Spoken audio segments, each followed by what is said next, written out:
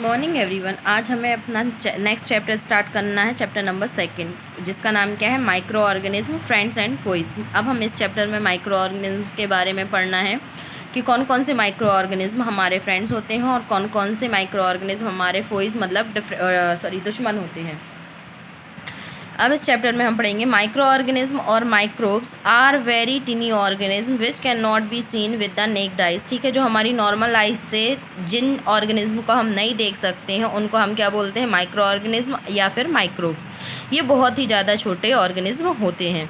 They can be seen only by microscope. इनको हम किसकी मदद से, सिर्फ माइक्रोस्कोप की मदद से देख सकते हैं। Micro organism can thrive in any kind of environment. ठीक है, ये किसी भी टाइप के इन्वायरमेंट में रह सकते हैं। They are found in air, water, soil, desert, polar ice caps, hot springs and inside the bodies of animals and plants. ठीक है, ये एयर में भी पाए जाते हैं, वाटर में भी, सॉइल में, डेजर्ट में, जो पोलर आइस कैप्स होते हैं मतलब वो बर्फीले पहाड़ जो होते हैं उनमें भी, हॉट स्प्रिंग्स जहाँ बहुत गर्मी पड़ती है वहाँ भी, और इवन एनिमल्स और प्लांट्स की बॉडी के अंदर भी पाए जाते हैं। Some microbes are useful while others are harmful. कुछ यूज़फुल होते हैं और कुछ इनमें से क्या होते हैं, हार्मफुल होते हैं। The useful microbes help in converting milk into curd, fixing nitrogen, decomposing dead things etcetera. ठीक है, जो यूज़फुल माइक्रोब्स होते हैं वो हमारी मदद करते हैं मिल्क को कर्ड में कन्वर्ट होने के लिए, नाइट्रोजन को फिक्स करने के लिए, और जो डेड थिंग्स होती हैं उनको डिकम्पोज करने के लिए। While many microbes cause various diseases in animals, plants and human beings. जबकि कुछ माइक्रोब्स होते हैं जिनसे बहुत सारी बीमारियां होती हैं एनिमल्स में, प्लांट्स में और ह्यूमन बींग्स में। ठीक है, characteristics features of micro organism. ठीक है, जो कैरेक्टरिस्टिक फीचर्स होते हैं माइक्रो ऑर्गेनिज्म के, अब हमें उनके बारे में पढ़ना है। तो following are characteristic features of micro organism. कुछ हमें कैरेक्टरिस्टिक फीचर्स दिए गए हैं माइक्रो ऑर्गेनिज्म के। पहला क्या है, as micro organism are living creatures so they too grow, eat and reproduce. ठीक है, जो माइक्रो ऑर्गेनिज्म है वो भी क्या है, लिविंग थिंग्स होती हैं, इसीलिए वो बढ़ते भी हैं, खाना भी खाते हैं और रिप्रोड्यूस मतलब रिप्रोड्यूस भी करते हैं वो। Some microbes need oxygen to live but others do not. कुछ माइक्रोब्स को ऑक्सीजन की ज़रूरत पड़ती है जीवित रहने के लिए, जबकि कुछ को नहीं पड़ती है। Micro organism are very tiny in size such that we can not see them with naked eyes. हम माइक्रो ऑर्गेनिज्म बहुत छोटे छोटे होते हैं साइज़ में, इसीलिए हम उनको अपनी नेक्ड आइज से नहीं देख सकते, मतलब नॉर्मल आइज से नहीं देख सकते हैं। Microbes can survive in climatic changes. ठीक है, जो क्लाइमेटिक चेंजेस होते हैं, क्लाइमेट में चेंज होते हैं, उनमें भी माइक्रो ऑर्गेनिज्म जो रहते हैं वो क्या करते हैं, सर्वाइव कर सकते हैं। They can live in extremely hot as well as extremely cold conditions. ठीक है, ये बहुत ज़्यादा ठंडी जगहों पर और बहुत ज़्यादा गर्मी वाले स्थान पे भी रह सकते हैं। अब माइक्रो ऑर्गेनिज्म का क्या क्लासिफिकेशन देखना है हमें, तो micro organism are classified into 5 major categories. ये कितने, 5 मेजर कैटेगरीज में डिवाइड है। पहली है बैक्टीरिया, फिर है फंगी, फिर प्रोटोजोआ, एल्गी और वायरस। अब इनके सिंगुलर फॉर्म भी दिए गए हैं। बैक्टीरिया को हम बैक्टीरियम कहते हैं सिंगुलर फॉर्म में, फंगी को फंगस कहते हैं, प्रोटोजोआ को प्रोटोजोन कहते हैं, एल्गी को एल्गा कहते हैं, और वायरस को वायरस बोलते हैं। ठीक है, फर्स्ट वन इज़ बैक्टीरिया। अब पहला जो टॉपिक है हमारा वो क्या है, बैक्टीरिया। तो bacteria are believed to be the first living species to have appeared on the earth. Bacteria ऐसा माना जाता है कि पहली लिविंग स्पीसीज थी जो कि अर्थ पर क्या हुई थी, अपीयर हुई थी। They are the simplest organism. ये सबसे सिंपल ऑर्गेनिज्म होते हैं। They are unicellular but they sometimes cling together to form colonies. ठीक है, ये कैसे होते हैं, यूनिसेलुलर ऑर्गेनिज्म होते हैं, मतलब सिर्फ इनके पास क्या होती है, सिर्फ एक सेल होती है, लेकिन ये कभी कभार एक साथ कंबाइन हो जाते हैं और कॉलोनीज बना लेते हैं। अब different shapes and size of bacteria. अब जो बैक्टीरिया होते हैं उनकी भी जो शेप और साइजेस रहते हैं वो अलग अलग रहते हैं। तो the size of bacteria varies from 0.2 to 1000 microns. ठीक है, जो साइज़ रहती है बैक्टीरिया की वो 0.2 से लेकर 1000 माइक्रोन्स तक चेंज करती है। Where 1 micron is equal to 1/100 millimetre. जहाँ जो 1 माइक्रोन है वो कितना है, 1/100 मिलीमीटर के बराबर होता है। Bacteria can have 4 different shapes and are named according to them. ठीक है, इनके 4 अलग अलग शेप होते हैं और इसी के हिसाब से इनको नाम दिया जाता है। पहला क्या है, राउंड शेप्ड और कॉकस, जिसको हम क्या बोलते हैं, प्रूपल कोकोई बोलते हैं, ठीक है। इनका राउंड शेप होता है या कॉकस बोलते हैं इनको, और प्लूरल में क्या कोकोई बोलते हैं। तो दीज आर राउंड और स्फेरिकल इन शेप, ये कैसे राउंड होते हैं, मतलब गोल होते हैं शेप में। When they occur in pairs they are called diplococci, ठीक है। इनको जब ये पेयर में रहते हैं तो इनको हम क्या बोलते हैं, डाइप्लोकोकोई बोलते हैं। And when they occur in chains they are called streptococci, streptococci, ठीक है। जब ये क्या होते हैं, चेन में होते हैं, तो हम इनको क्या बोलते हैं, स्ट्रेप्टोकोकोई।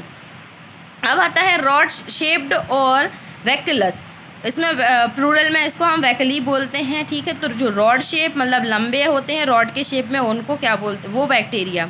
तो दीज आर रॉड शेप्ड, ये कैसे होते हैं, रॉड शेप में होते हैं, मतलब लंबे होते हैं। दीज रॉड्स में फॉर्म चेन्स एज इन बैकुलस एंथेरेसिस, ठीक है। ये बैकुलाई एंथेरेसिस में ये क्या बना देते हैं, चेन बना देते हैं। अब थर्ड क्या आता है हमारा, स्फेरिकल शेप्ड और स्पेरिलियम, इसको स्पेरिलिया भी बोला जाता है प्लूरल में। तो दीज आर स्फेरल इन शेप, ठीक है। ये कैसे होते हैं, स्पिरल होते हैं शेप में। Most of them are harmless, इनमें से मोस्टली जो होते हैं वो कैसे होते हैं, हार्मलेस, मतलब हमें कोई भी नुकसान नहीं पहुंचाते हैं। अब नेक्स्ट आता है कॉमा शेप्ड और विवरॉई, ठीक है, जिसको हम प्लूरल में विवरस बोलते हैं। तो ये कॉमा शेप के होते हैं। These R comma shaped bacteria, ये कैसे कॉमा शेप के बैक्टीरिया होते हैं। ये चारों टाइप के क्या दिए गए हैं, हमें डायग्राम दिए गए हैं। फिर है स्ट्रक्चर ऑफ बैक्टीरिया, बैक्टीरिया का स्ट्रक्चर कैसा होता है। तो bacterial cells have are rigid cell wall but do not have a nucleus, ठीक है। इनकी बैक्टीरियल सेल्स जो होती है, उनकी जो सेल होती है वो ठोस होती है, लेकिन सेल वॉल जो होती है वो ठोस होती है, लेकिन इनके पास कोई न्यूक्लियस नहीं होता है। मैनी बैक्टीरिया हैव फ्लैगलिया और cilia which help them to move, while some of them have thin outgrowths called fimbriae, ठीक है। कुछ बैक्टीरिया के पास फ्लेगिया या फिर क्लिया होते हैं जो कि उनको मूव करने में हेल्प करते हैं, और कुछ के पास क्या होती है, थिन आउट ग्रोथ्स होती हैं, जिसको हम क्या बोलते हैं, फिम्ब्रियाई बोलते हैं। फिर न्यूट्रिशन, ग्रोथ और रिप्रोडक्शन इनका क्या होता है। तो some species of bacteria can make their food by a process of similar to photosynthesis, कुछ स्पीसीज रहती हैं बैक्टीरिया की जो खुद का खाना कैसे, फोटोसिंथेसिस के सिमिलर प्रोसेस करके ही बनाती हैं। Most of them are however saprophytic और पैरासिटिक, ठीक है। इनमें से कुछ सेप्रोफाइटिक होते हैं, वो मोस्टली सेप्रोफाइटिक या फिर पैरासिटिक होते हैं। All the parasitic bacteria are not disease causing, ये बात अलग है कि जो जितने भी पैरासिटिक बैक्टीरिया होते हैं वो डिसीजेस कॉजिंग नहीं होते हैं। In fact many of them live in our intestine harmlessly, और इनमें से बहुत सारे जो बैक्टीरिया रहते हैं वो हमारे इंटेस्टाइन में भी रहते हैं और वो हमें कोई नुकसान नहीं पहुंचाते हैं। Most of the bacteria need oxygen to break down food and release energy, बहुत सारे बैक्टीरिया को ऑक्सीजन की ज़रूरत होती है अपने फूड को तोड़ने के लिए और एनर्जी रिलीज़ करने के लिए। These are called aerobic bacteria, इनको हम क्या बोलते हैं, aerobic bacteria. While some which live without oxygen are called anaerobic bacteria, और जो बिना ऑक्सीजन के रहते हैं उनको हम इनएरोबिक बैक्टीरिया बोलते हैं। When conditions are favourable bacteria multiply rapidly, अब जब कंडीशन उनके हिसाब से होती है बैक्टीरिया के हिसाब से, तो वो बहुत तेज़ी से क्या करते हैं, मल्टीप्लाई करते हैं। In fact a kind of bacteria named Escherichia coli which is found in the human intestine takes 20 minutes to reproduce, ठीक है। ये बैक्टीरिया क्या करता है, जो हमारी ह्यूमन बॉडी के अंदर रहता है, इसको 20 मिनट लगते हैं रिप्रोड्यूस करने के लिए। Thus a single bacterium can produce millions of bacteria in a day under favourable conditions, ठीक है। तो हम कह सकते हैं कि एक बैक्टीरिया क्या कर सकता है, मिलियन बैक्टीरिया को रिप्रोड्यूस कर सकता है एक दिन में, अगर उसको फेवरेबल कंडीशंस मिले तो। Favorable conditions imply that there should be a plenty of food, moist environment and temperature range of 30 to 37 degree Celsius, ठीक है।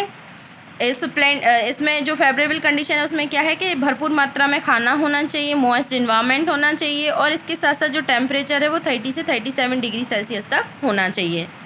फिर bacteria reproduce by binary fission, ठीक है, ये बाइनरी फिजन के थ्रू रिप्रोड्यूस करते हैं। A mode of asexual reproduction in which a bacterial shell divides into 2 daughter shells. ठीक है, ये असेक्सुअल रिप्रोडक्शन होता है और इसमें एक बैक्टीरियल शेल जो रहती है वो अपनी 2 डॉटर सेल में डिवाइड हो जाती है। Each daughter cell getting half of the nucleus, और प्रत्येक डॉटर सेल को इसके न्यूक्लियस का हाफ पार्ट मिल जाता है। This daughter cells separate and redivide after getting mature. ठीक है, और ये जो डॉटर सेल्स रहती हैं वो भी सेपरेट हो जाती हैं और फिर से डिवाइड हो जाती हैं जब ये मैच्योर हो जाती हैं, इस तरीके से। ठीक है, फिर आता है यूज़फुल बैक्टीरिया। जो यूज़फुल बैक्टीरिया होते हैं वो तो many bacteria can be useful to us in the following ways. बहुत सारे बैक्टीरिया हमारे लिए यूज़फुल हो सकते हैं इस तरीके से। पहला क्या है, production of food.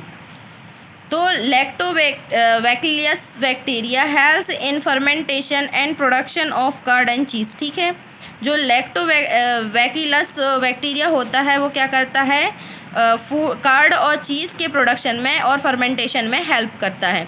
Bacteria are also used in the production of coffee, tea and cocoa beans. ठीक है, जो कोकोआ बीन्स, टी और कॉफ़ी होते हैं उनके प्रोडक्शन में भी बैक्टीरिया का यूज़ रहता है। फिर आता है नाइट्रोजन फिक्सेशन, नाइट्रोजन को फिक्स करने में। तो nitrogen is an important component of a living organism. एक लिविंग ऑर्गेनिज्म का क्या ये इम्पॉर्टेंट कंपोनेंट होता है nitrogen. However we can not use it directly from the atmosphere. ये बात अलग है कि हम नाइट्रोजन को डायरेक्टली यूज़ नहीं करते हैं एटमॉस्फियर से, but a few bacteria have the ability to fix nitrogen from the air and convert it into usable forms. ठीक है, लेकिन कुछ बैक्टीरिया होते हैं जो क्या करते हैं, नाइट्रोजन को एयर से लेते हैं और उसको कन्वर्ट कर देते हैं यूजुअल फॉर्म में। Rhizobium are such bacteria harboured by plants such as legumes in their root nodules. ठीक है, जो राइजोबियम बैक्टीरिया है वो क्या होता है, प्लांट्स में रहता है जो कि उनकी रूट में पाया जाता है, रूट नोड्यूल्स में पाया जाता है, जो कि क्या होता है, नाइट्रोजन फिक्सेशन का काम करता है। These can fix nitrogen from air and convert it into soluble nitrates. ठीक है, ये क्या करते हैं, ये नाइट्रोजन को एयर से लेते हैं और उसको सॉल्युबल नाइट्रेट्स में क्या कर देते हैं, कन्वर्ट कर देते हैं। Which are used by plants to make proteins, जो कि प्लांट्स के द्वारा यूज़ कर लिया जाता है प्रोटीन बनाने में। Beans, peas and pulses are some leguminous plants. ठीक है, जो बीन, पी और पल्सेस होते हैं वो कुछ लेग्यूमिनस प्लांट्स होते हैं। फिर आता है डिकम्पोजिशन ऑफ डेड ऑर्गेनिज्म। जो डेड ऑर्गेनिज्म होते हैं उनका डिकम्पोजिशन कैसे करते हैं बैक्टीरिया। तो बैक्टीरिया आर नेचर्स डिकम्पोजर्स। ठीक है, ये क्या हमें नेचर के द्वारा प्रोवाइड किए गए डिकम्पोजर्स होते हैं। They help in keeping the environment clean by breaking down dead organism. ठीक है, ये क्या करते हैं, एनवायरनमेंट को क्लीन करते हैं, क्लीन रखते हैं और डेड ऑर्गेनिज्म को मारकर। They break down the dead bodies of animals and plants by feeding on them and produce humus which helps to improve the fertility of the soil. ये क्या करते हैं, जो डेड बॉडीज़ रहती हैं एनिमल्स की और प्लांट्स की, उनको खाकर क्या करते हैं, ये उनको तोड़ देते हैं और उससे ह्यूमस बना देते हैं, जो कि क्या करता है, सॉइल की फर्टिलिटी को बढ़ा देता है। फिर डाइजेशन इन एनिमल्स, एनिमल्स में जो डाइजेशन की प्रोसेस होती है उसमें भी हेल्प करते हैं। तो bacteria present in the intestine of ruminants like cow, buffalo, goat etcetera help in digestion cellulose, digesting cellulose present in the cell wall of the plant cell. ठीक है, जो बैक्टीरिया प्रेजेंट रहते हैं किसके, काउ, बफेलो और गोट के intestine में, वो हेल्प करते हैं ये क्या, सेल्यूलोज को, जो कि प्रेजेंट रहता है किसमें, प्लांट सेल की सेल वॉल में, उसको डाइजेस्ट करने में। फिर आता है फर्मेंटेशन। तो फर्मेंटेशन में कैसे हेल्प करते हैं, तो some bacteria are use to make alcohol and vinegar. कुछ बैक्टीरिया ऐसे रहते हैं जो एल्कोहल और विनेगर बनाने में यूज़ होते हैं। The action of bacteria on carbohydrates which we use in this process is called fermentation. जो एक्शन होता है बैक्टीरिया का कार्बोहाइड्रेट्स पर, जिससे हम क्या करते हैं, जो इन प्रोसेस में क्या होता है, यूज़ होता है, इसी प्रोसेस को हम क्या बोलते हैं, फर्मेंटेशन। क्या बोलते हैं, fermentation. Synthesis of vitamins in human beings, human beings में क्या जो विटामिन्स को सिंथेसिस करने की प्रोसेस होती है उसमें भी ये यूज़फुल होते हैं। तो some useful bacteria live in large intestine of human beings and produce vitamin K, biotin and vitamin B12। ठीक है, कुछ बैक्टीरिया जो रहते हैं वो हमारे लार्ज इंटेस्टाइन में मौजूद रहते हैं, जो विटामिन के को प्रोड्यूस करते हैं, बायोटिन को और विटामिन 12 को प्रोड्यूस करते हैं। फिर आता है एंटीबायोटिक्स। तो antibiotics are the medicines use to treat various infections. Antibiotics बहुत सारी ऐसी मेडिसिन्स होती हैं जो क्या इन्फेक्शन को ठीक करने में यूज़ रहती हैं। Some of them are produced with the help of bacteria. इनमें से कुछ जो रहती हैं वो बैक्टीरिया की हेल्प से क्या होती हैं, बनती हैं। फिर आता है हमारा क्या, हार्मफुल बैक्टीरिया। अब कुछ खतरनाक बैक्टीरिया भी होते हैं। तो हार्मफुल बैक्टीरिया मोस्टली पैरासाइट्स, ठीक है। जो हार्मफुल बैक्टीरिया होते हैं वो कैसे होते हैं, मोस्टली पैरासाइट्स होते हैं। Some of the harmful actions of bacteria are, कुछ हार्मफुल एक्शंस दिए गए हैं हमें बैक्टीरिया के। पहला क्या है, many plant diseases are caused by bacteria. बहुत सारी पेड़ों की जो संबंधित बीमारियां होती हैं वो बैक्टीरिया की वजह से होती हैं। They cause disease by destroying living tissues. ये क्या करते हैंगे, ये डिसीज़ को जन्म देते हैंगे उनकी लिविंग टिश्यूज़ को ख़राब कर कर। For example citrus canker is the bacterial disease that affect the leave, stem and fruit of citrus trees including lime, citrus trees including lime, orange and grape। ठीक है, जो सिट्रस कैंकर रहता है वो एक ऐसा बैक्टीरिया रहता है जो क्या करता है, अफेक्ट करता है लीव को, स्टेम को और फ्रूट्स को, जितने भी सिट्रस ट्रीज होते हैं, जैसे कि वो लाइम हो, ऑरेंज हो या फिर ग्रेप हो।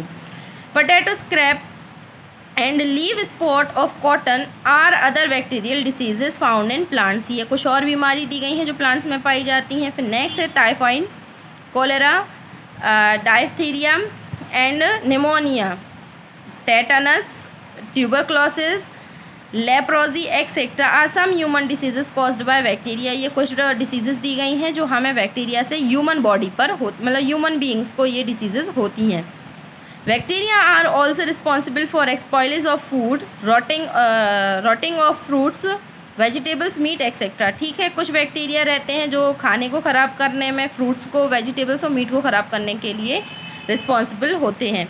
Improperly canned food may have anaerobic bacteria sometimes which release certain toxic substances causing dangerous disease called botulism। ठीक है, जो वो रहते हैं ना अनकवर, इम्प्रॉपरली कैंड फूड रहते हैं, मतलब जो प्रॉपरली क्या नहीं होते हैं, कवर नहीं होते हैं, अच्छे से वो नहीं होता है, हाइजीनिक तरीके से पैक नहीं होते हैं, तो उनमें एनाएरोबिक बैक्टीरिया क्या हो जाते हैं, बन जाते हैं, जो टॉक्सिक सब्सटेंस रिलीज़ करते हैं, जिसकी वजह से क्या होती है, बहुत ख़तरनाक बीमारी होती है जिसको हम क्या बोलते हैं, बॉटुलिज्म। फिर आती है एक लैब एक्टिविटी। तो इसका एम क्या है, to observe the effect of temperature on bacterial growth. Bacterial growth देखने के लिए टेम्परेचर का इफेक्ट हमें नोटिस करना है। तो इसके लिए मटेरियल रिक्वायर्ड क्या क्या रहेगा, 3 बाउल्स लेने हैं हमें, कोल्ड मिल्क लेना है, लेगवार्म मिल्क लेना है, हॉट मिल्क लेना है। ठीक है, अ सैम्पल ऑफ कर्ड, और कर्ड का सैंपल लेना है हमें। फिर हमें प्रोसीजर देखनी है, pour the cold, lukewarm and hot milk in the 3 bowls respectively. एक एक करके हमें तीनों तरीके के मिल्क को डाल देना, ठंडे को, थोड़ा सा हल्का कुनकुना जो रहता है उसको, गुनगुने दूध को, और जो गर्म दूध रहता है उसको। Add small amount of curd samples in the 3 bowls and stir the mixture। हमें क्या करना है, थोड़ा थोड़ा सा हमें क्या लेना है, कर्ड लेना है और उसको क्या कर देना है, तीनों बाउल में मिक्स कर देना है। Cover the 3 bowls with the lids, और हमें क्या कर देना है, इनको ढक्कन से ढाँक देना है। Observe the mixture after 5 to 7 hours, और 5-7 घंटे बाद हमें क्या करना है, मिक्सचर को फिर से देखना है। अब हम क्या ऑब्जर्व करेंगे, तो you will observe that the liquid milk turns into curd within the given time span, while the cold milk takes much longer time for changing into curd, but the hot milk does not convert into curd। ठीक है, जो हल्का गुनगुना दूध था वो क्या हो गया, कर्ड, जितना टाइम दिया है हमने उसमें क्या कर्ड में चेंज हो जाएगा, जबकि जो ठंडा वाला दूध है वो थोड़ा सा ज़्यादा टाइम लेगा कर्ड में चेंज होने के लिए, और जबकि जो गर्म दूध था वो कर्ड में बिल्कुल भी चेंज नहीं होगा। कंक्लूजन क्या होगा, this indicates that the temperature of lukewarm milk is best for bacterial growth. तो हम कह सकते हैं जो ल्यूकवार्म मिल्क का जो टेम्परेचर होता है वो बेस्ट होता है किसके लिए, बैक्टीरियल ग्रोथ के लिए। इसके बाद फंगी और फंगस के बारे में हम पढ़ेंगे नेक्स्ट क्लास में। ठीक है, thank you and have a nice day all of you.